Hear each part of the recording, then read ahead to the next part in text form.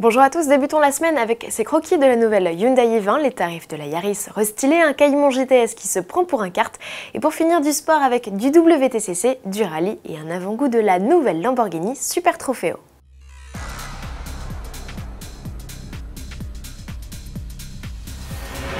Cure de jouvence imminente pour la vieillissante i20, la citadine Hyundai, aperçue à maintes reprises camouflée, s'annonce aujourd'hui officiellement via deux croquis.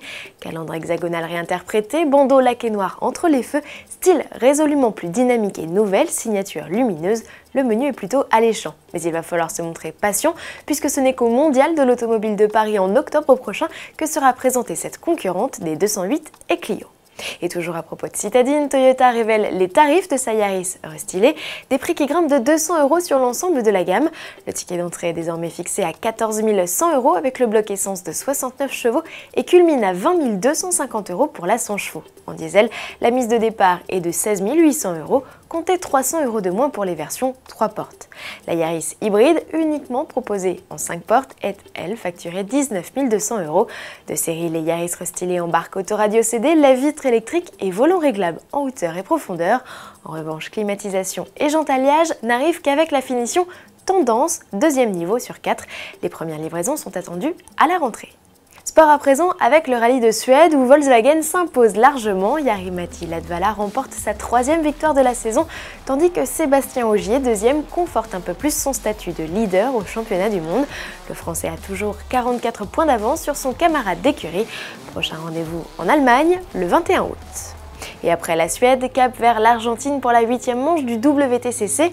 Une nouvelle épreuve où Citroën brille. L'équipe peut remercier le local de l'étape, José María López, qui remporte les 2 courses du week-end. Son équipier Yvan Muller n'a pas fait mieux que 3e, tandis que Sébastien Loeb termine 4e et 6e.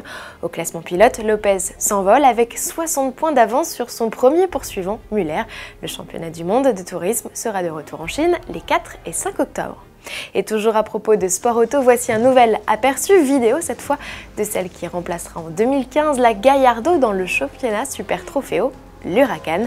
On y voit l'italienne, toujours en tenue de camouflage, réaliser ses premiers tours d'Euro sur circuit avec à son bord le chef essayeur Giorgio Sanna et les pilotes d'essai Lamborghini Adrian Zog et Fabio Bavini.